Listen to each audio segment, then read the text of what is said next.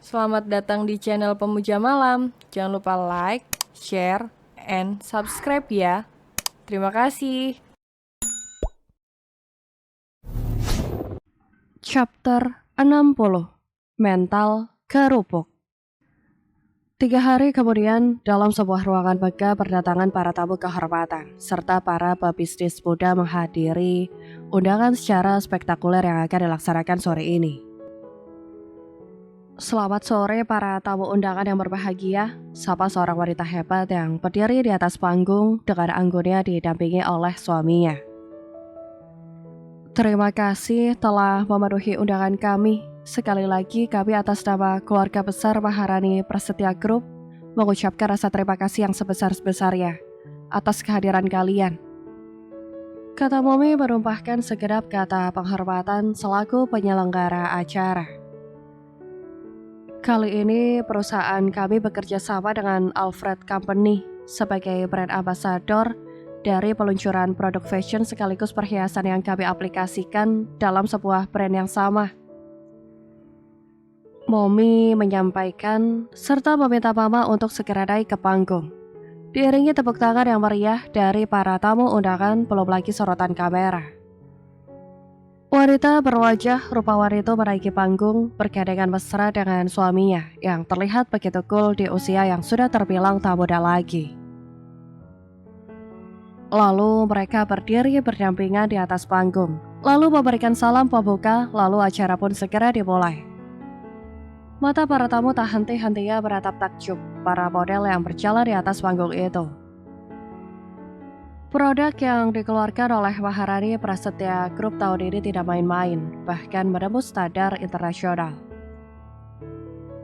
Dedi, Ara yang jahil itu masih sempat saja menggoda Franz yang sudah tegang dan grogi, menunggu giliran tampil di balik panggung. Ara, rengek Franz menarik gadis-gadis itu ke atas pangkuannya. Hah, mahkota Ara jadi geser kalau gadis manis memakai gaun putih yang senada dengan setelan Franz itu. Kamu ya, masih sempat mikirin mahkota, sebentar lagi kita tampil tahu nggak? Gugup banget rasanya. Jujur Franz yang begitu tak tenang. Apalagi setelah melihat begitu banyak tamu yang datang sampai kapasitas ruangan tak mencukupi. Belum lagi awak media. Ara hanya terus saja menggoda Franz lewat tatapannya. Gayanya aja cool dan karismatik, mental kerupuk, ledek Ara yang membuat Franz murka. Mulut kamu ini ya, kata Franz menarik mulut Ara saking geramnya. Udah parah, Ra, kayak kerupuk dikuahin. Kekeh Re yang terlampau penasaran akhirnya memutuskan untuk datang ke balik panggung menemui Franz. Dan yang dia dengan malah ini lagian heran juga melihat Franz yang penuh percaya diri itu seketika berubah ketar-ketir.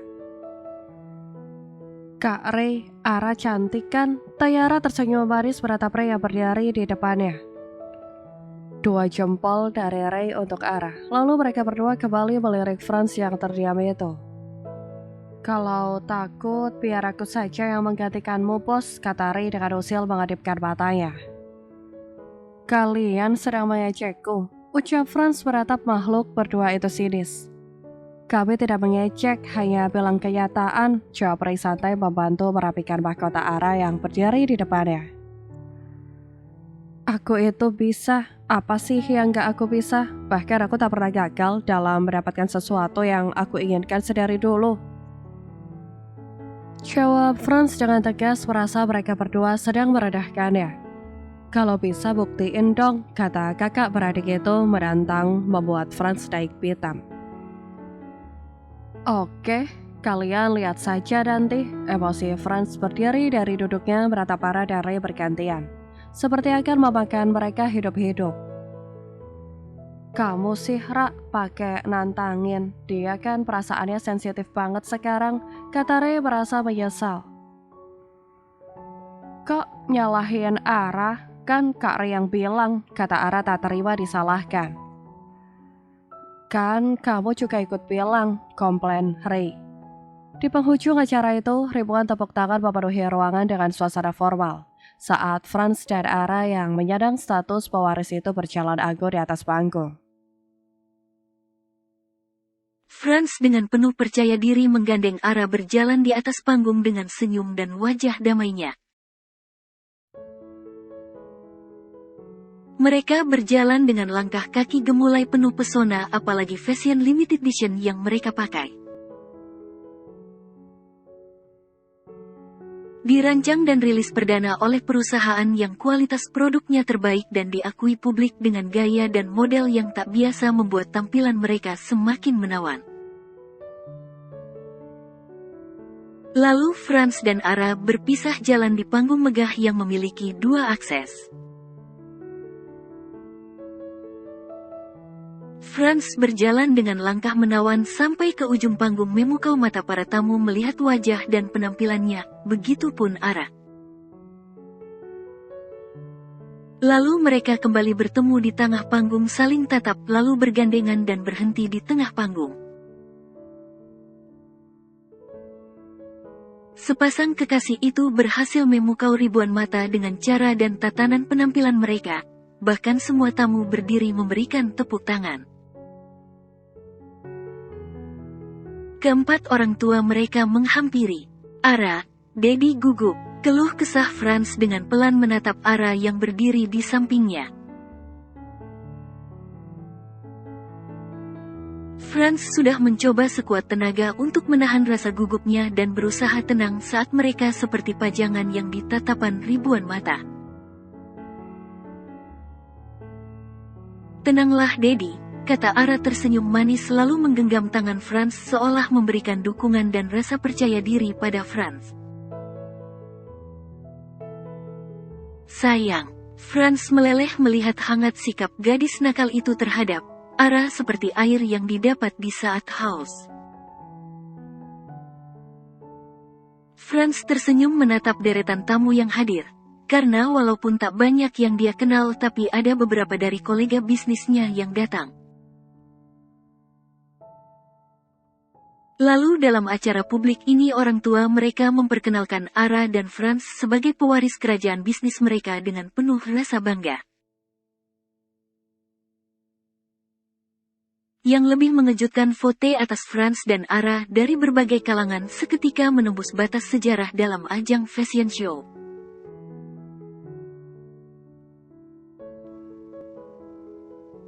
Di kampus. "Ara, kamu cantik banget sih," sorak Jingga memeluk Ara yang baru sampai di parkir itu. "Perasaan penampilan aku, biasa aja Jingga," heran Ara dengan pernyataan Jingga. "Bukan sekarang, semalam aku lihat kamu di TV. Cantik banget," kata Jingga menatap Ara kagum. "Hehehe, Jingga ke taman yuk. Ara mau cerita banyak sama kamu," kata Ara langsung meraih tangan Jingga dan berlari. Merasa risih dengan tatapan orang-orang di sekitarnya, setelah acara semalam Ara merasa kehidupannya seperti disorot. Ara dan Jingga duduk berdua di kursi taman lalu saling tertawa setelah Ara menceritakan hal-hal kocak yang dialaminya. Tapi tawa kedua sahabat itu seketika hilang saat seseorang mengulurkan tangannya.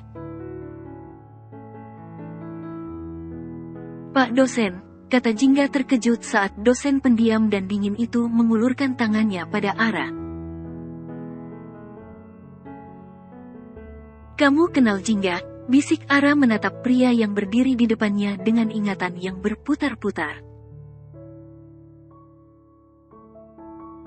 "Dia itu dosen fakultas ekonomi, jadi kita nggak pernah sih belajar sama dia, cuma aku kenal," jawab Jingga balik berbisik. Mata bulat Ara menatap mata sayu pria yang berdiri di depannya ini. Tatapannya serasa tak asing di mata Ara, bahkan Ara seperti terbiasa dengan tatapan itu. Tapi Ara benar-benar tak mengenal orang ini. "Siapa kamu?" tanya Ara spontan saat Ara menatap wajahnya dan ada sedikit yang Ara ingat tentang orang ini. Ara pernah menemukan foto dia bersama seorang pria yang terlihat begitu akrab di tong sampah rumah dia dan wajah pria itu sedikit mirip dengan orang yang berdiri di depannya ini. Tapi Ara sedikit ragu. Teman masa lalumu, jawab pria itu dengan lirih menatap Ara penuh kerinduan.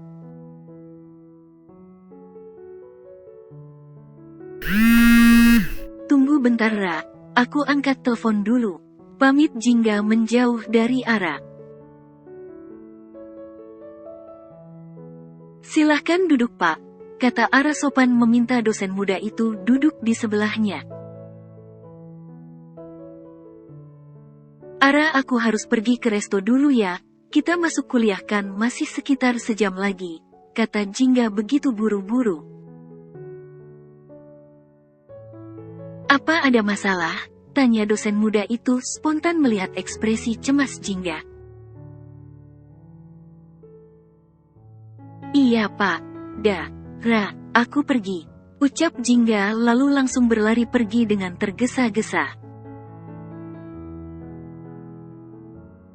Ara masih menatap punggung Jingga yang perlahan menghilang. Apa kamu tidak ingat denganku? Tanya dosen itu dengan hangat. Ara amnesia Pak, jadi Ara nggak ingat apa-apa jika itu perihal masa lalu. Tapi Ara sempat menemukan foto dalam tong sampah pria itu sedikit mirip dengan Bapak, kata Ara formal dengan jujurnya. Dosen muda itu tersenyum lebar saat mata bulat Ara menatapnya begitunya detail. Keluarga Ara benar-benar melenyapkan semua hal yang bersangkutan denganku dari Ara. Batin dosen muda itu merapikan kacamatanya. Penampilannya memang sangat jauh berbeda dari biasanya. Semua itu dia lakukan hanya untuk semata-mata mengelabuhi pengawal Ara. Selama beberapa bulan ini Bimo hanya bisa melihat Ara dari kejauhan sampai rasa rindu benar-benar menyesakkan dada. Sampai dia dengan berani bertemu Ara secara langsung walaupun harus dengan cara seperti ini. Pak, kata Ara dengan sopan melihat dosen itu malah melamun. Iya, maafkan saya, nama saya Bimo, kata dosen itu mengulurkan tangannya yang dibalas sopan juga oleh Ara. Tadi Bapak bilang, kita teman masa lalu, ucap Ara yang membuat wajah ceria Bimo berubah suram. Apa itu benar? Tanya Ara menatap Bimo penuh rasa penasaran. Tentu saja Ara sedikit percaya walaupun tak sepenuhnya akan ucapan dosen muda ini karena sepertinya jarak umur mereka berdua tidaklah terlalu jauh. Ya, kata Bimo dengan pelan begitu lirih membuat Ara semakin tak mengerti. Tapi Ara tak yakin, tanpa adanya bukti, kata Ara yang membuat hati Bimo bergetar. Ara sengaja bicara begitu karena dia sangatlah penasaran. Apakah di mata saya terlihat ada sebuah kebohongan? Kata Bimo dengan datar menatap Ara yang juga tengah menatapnya. Tidak, kata Ara yang menatap pria yang duduk di sampingnya ini dengan intens, tapi entah mengapa mata Ara seperti sudah terbiasa menatap wajah pria ini.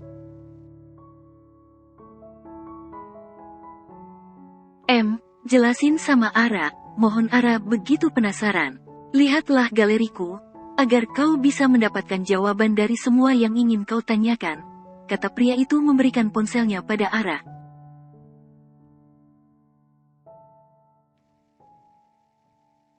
Berhenti di sebelah kiri, pinta Franz pada sopirnya lalu dia turun. Lalu Franz membeli sebuket mawar putih dan sekotak coklat untuk istri kesayangannya. Dengan senyum lebar Franz kembali masuk mobilnya sambil membawa hadiah untuk istri nakalnya itu. Kita ke kampus Ara sebentar, ucap Franz menatap jam di pergelangan tangannya. Franz baru saja pulang menghadiri meeting di luar perusahaan dan meluangkan waktu sebentar untuk menemui istri serta bayi kecilnya yang selalu membuatnya rindu.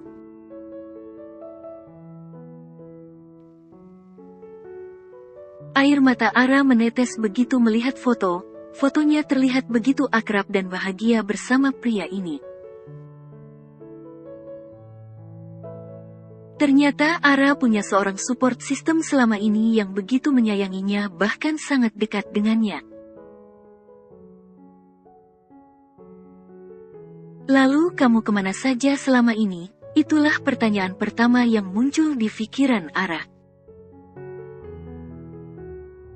Mengapa tidak pernah menemui Ara? Tanya Ara menatap pria itu penuh kekecewaan. Ada rasa sakit yang teramat dalam di hati Ara melihat semua foto-foto itu.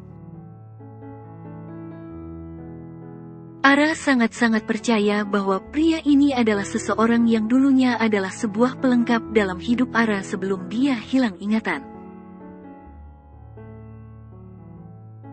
Ini bukanlah tipuan ataupun rekayasa karena ada ratusan bahkan ribuan foto mereka dan itu pun tak akan mungkin sebuah editan. Ada batasan yang harus kujaga. Ada jarak yang tak mungkin aku tempuh dan ada hati yang tak sanggup ku tembus. Jawab pria itu yang merujuk pada keluarga Ara. Jahat sekali mereka. Menetes air mata Ara membayangkan begitu teganya keluarga menghilangkan semua hal yang berkaitan dengan temannya. Bukan tanpa alasan Ara berpikir begitu, tapi Ara pernah menemukan sebuah foto yang dibuang ke dalam tong sampah alias sengaja dibuang.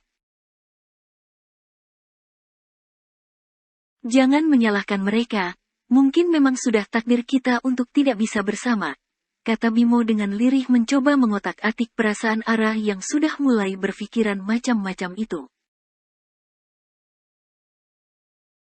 Bahkan dengan berani Bimo merangkul Ara dan Ara pun yang masih hanyut dalam lamunan entah sadar atau tidak dia juga bersandar pada Bimo sambil terisak. Sudah jangan menangis, kata Bimo mengelus punggung Ara. Tapi Ara sangat mencintai Dedi, lirih Ara. Dia sangat kecewa mengapa Franz menyembunyikan semuanya dari Ara. Dan sekarang Ara juga sudah terlanjur mencintainya, bahkan sudah ada bayi di antara mereka.